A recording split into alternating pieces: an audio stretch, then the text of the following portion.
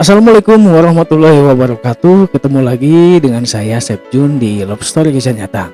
Dan buat teman-teman yang belum tahu tentang channel ini lebih kepada berbagi nilai positif pengalaman dan narasumbernya dari teman-teman juga yang sudah teman-teman kirim melalui email kami di lovestorykisahnyata@gmail.com. Dan buat teman-teman yang belum emailnya saya bacakan, sabar dulu, nanti akan saya bacakan.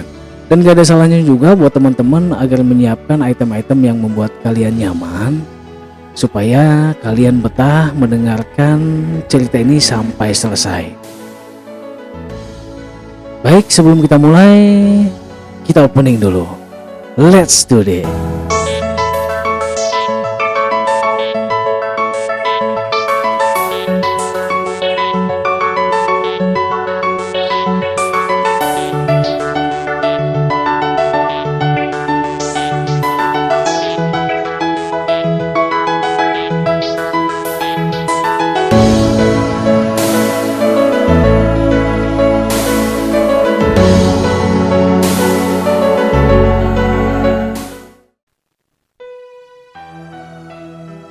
Assalamualaikum warahmatullahi wabarakatuh.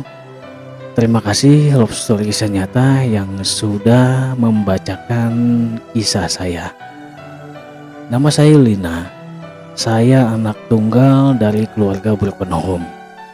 Ayah dan ibu memilih berpisah karena sesuatu hal yang gak saya mengerti. Dan saya lebih memilih tinggal dengan ibu karena ibu yatim piatu. Kami tinggal di daerah sejuk, pegunungan yang menghimpit perkampungan kami membuat rasa lelah penat hilang saat kami memandangnya.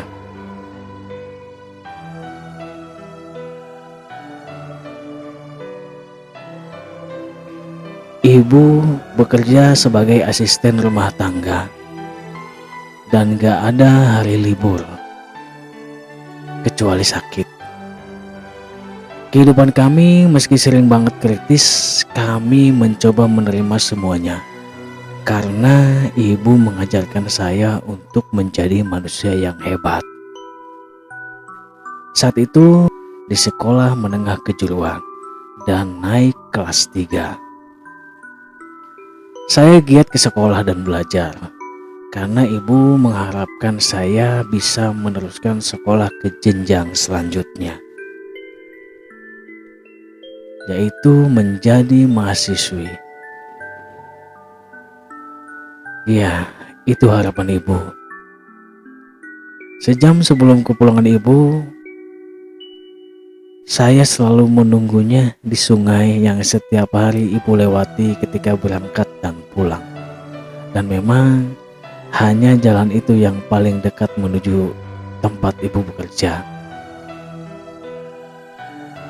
Kami selalu berenang layaknya orang yang tanpa beban sedikit pun waktu itu.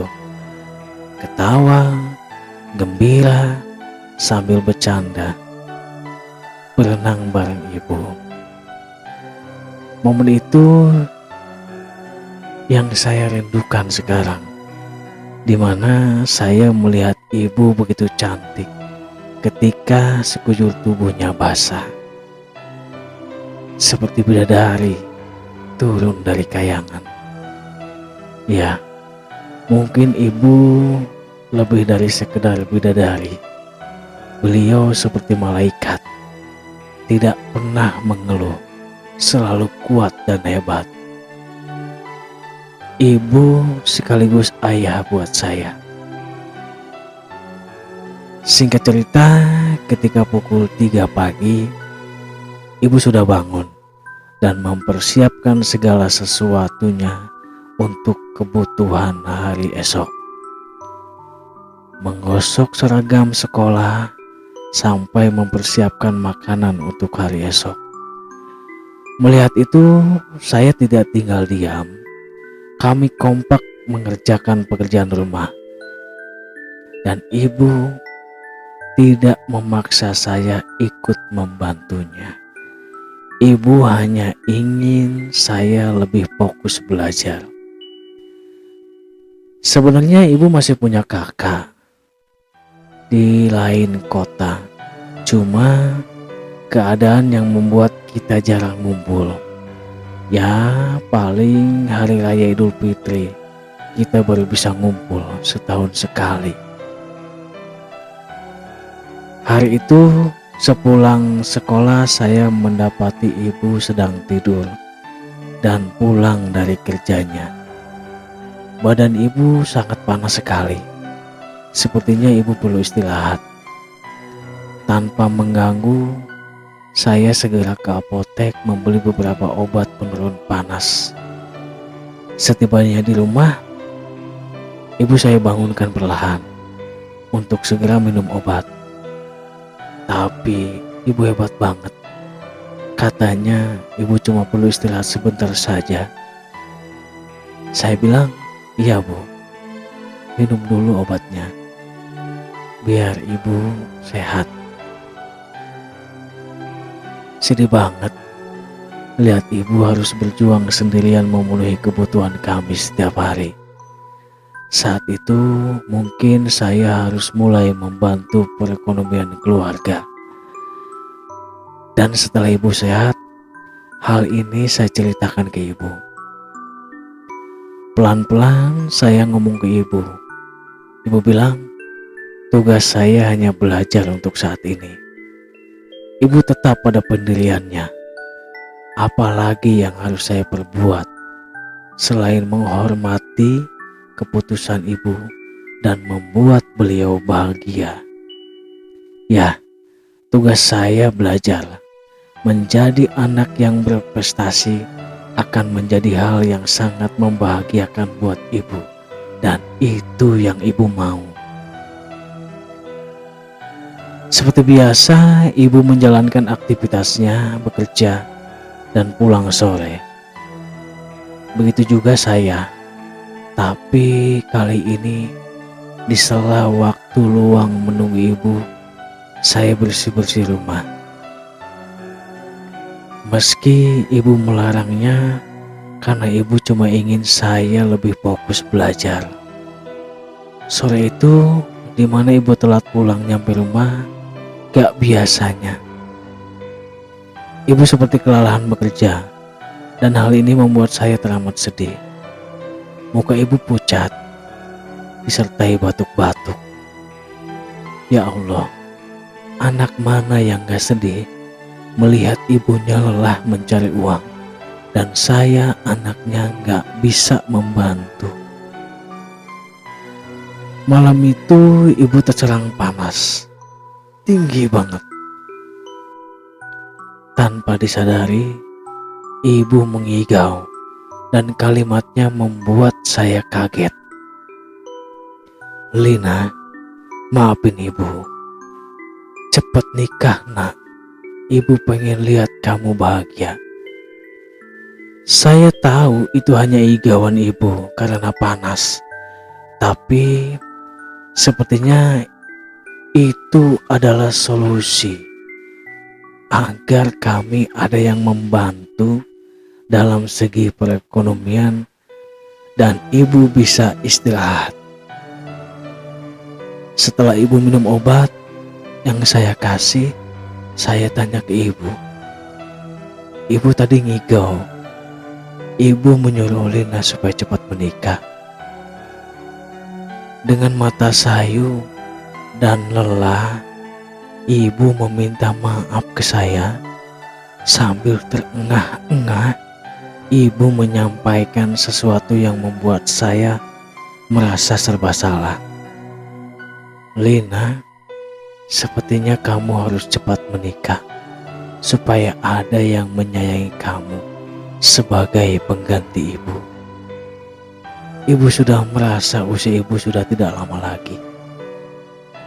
Ibu bilang apa sih? Ibu sehat. Ibu harus menjadi saksi kesuksesan Lina. Sebentar lagi Lina lulus, Bu, dan akan segera bekerja. Dan ibu bisa istirahat. Ya, itu memang yang ibu harapkan. Tapi sekarang kondisinya lain, Lina. Sekarang ibu hanya ingin ada yang menyayangi kamu. Singkat cerita, percakapan malam itu membuat saya benar-benar merasa ibu seperti mengucapkan kalimat terakhir. Tidak masalah buat saya untuk menikah dan berhenti sekolah, karena tujuan saya hanya ibu. Ibu harus bahagia, dan setinggi apapun cita-cita saya, tanpa ibu itu akan percuma. Kesimpulan dari percakapan itu, saya mengiyahkan apa kata ibu. Hal ini semakin membuat saya takut, teramat takut, dengan ucapan ibu yang seolah berwasiat. Besoknya, alhamdulillah, panas ibu turun, tapi kondisinya masih lemah dan seperti menahan sakit di salah satu bagian tubuhnya. Hari itu ibu tidak bekerja dan saya tidak sekolah karena harus merawat ibu. Ibu, Lina sayang banget sama ibu. Apapun yang ibu inginkan, Lina pasti lakukan, termasuk harus berhenti sekolah dan menikah. Singkat cerita, ibu menyuruh saya datang ke rumah Pak Dedi. Pak Dedi adalah bosnya ibu dan menyuruh saya berpesan bahwa ibu sakit. Segera saya mendatangi rumah Pak Dedi dan alhamdulillah beliau langsung datang ke rumah bareng saya. Ketika di rumah, saya disuruh nunggu di luar dulu karena ada sesuatu yang ingin dibicarakan Pak Dedi ke ibu. Setelah beberapa menit saya dipanggil sama Pak Dedi. Beliau nanya, "Lina, kamu punya pacar?" Saya bilang, "Enggak, Pak." Pak Dedi tersenyum. "Kenapa? Kan Lina cantik. Masa nggak punya pacar?" Saya menatap ibu.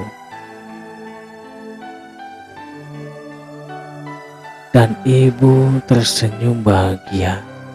Begitupun Pak Dedi yang seperti bangga melihat saya enggak pacaran di usia yang sekarang. Lanjut, Pak Dedi menanyakan, "Kamu kenal anak bapak yang namanya Jajang?" "Iya Pak, kenal." "Kamu suka nggak sama dia?" Saya nggak menjawab pertanyaan itu. Saya malah nanya ke ibu, "Ibu, gimana?" Kata ibu, "Jajang anak baik, soleh, dan pintar." "Iya," kata Pak Dedi, "Jajang sedang kuliah sekarang. Tadinya bapak tuh sedang mencari mantu buat Jajang." Saya bilang, "Kalau bapak berkenan punya mantu seperti saya terserah apa kata ibu." Sambut Pak Dedi, "Alhamdulillah, akhirnya bapak punya calon mantu yang baik seperti Lina." Singkat cerita, kami pun dijodohkan dan akan segera melaksanakan pernikahan dalam waktu beberapa bulan. Tapi ternyata keputusan dalam merencanakan pernikahan itu dipercepat karena kondisi ibu yang semakin kritis dan harus dirawat di rumah sakit. Rencana demi rencana pun dipercepat. Saya semakin merasa takut ibu akan pergi meninggalkan saya. Pak Dedi yang awalnya akan melaksanakan resepsi besar-besaran malah menunda dan mempercepat akad. Dan hari itu akad dilaksanakan di rumah sakit di depan ibu yang sedang terbaring. Di sela akad, saya memperhatikan ibu yang terus tersenyum mendengarkan proses akad nikah tak berhenti senyum. Meski matanya tertutup dan hanya mendengarkan sambil tersenyum. Sesekali saya memanggil ibu. "Ibu." "Iya sayang, ibu ada," kata ibu. Setelah akad selesai dan semua orang mengucapkan doa, saya mendekati ibu yang tersenyum dan ingin menciumi tangan ibu. Ibu masih tersenyum saat itu, tapi tangan ibu lemas, tangannya pun dingin. Sontak saya memanggil, "Ibu, ibu bangun," sambil sedikit berteriak, dan hal itu mengundang perhatian semua orang yang ada di situ. Dan Pak Amil segera memanggil perawat. Saya yang tidak tenang melihat kejadian itu dipeluk oleh Jajang yang kini menjadi suami saya. Setelah perawat memeriksa kondisi ibu dan berkata, "Maaf, pasien sudah meninggal." Saya tidak bisa berkata-kata saat itu. Menangis tanpa suara dan memanggil nama ibu sambil memeluk ibu dan menciumnya berulang-ulang.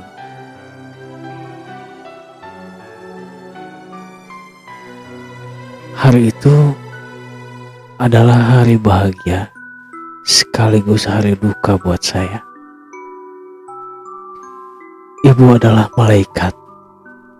Sosoknya takkan tergantikan.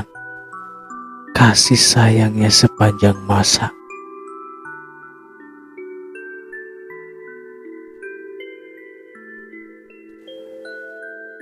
Baik, buat Lina, semoga ibunya ditempatkan di sisinya dan semoga dosa-dosanya diampuni dan husnul khotimah. Kami keluarga Love Story Kisah Nyata mengucapkan bela sungkawa yang sedalam-dalamnya, dan semoga pernikahannya Lina sama Jajang akan terus abadi dan langgeng selalu. Amin.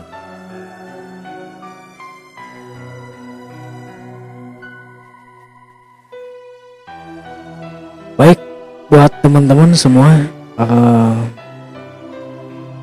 cerita Lina sangat haru sekali.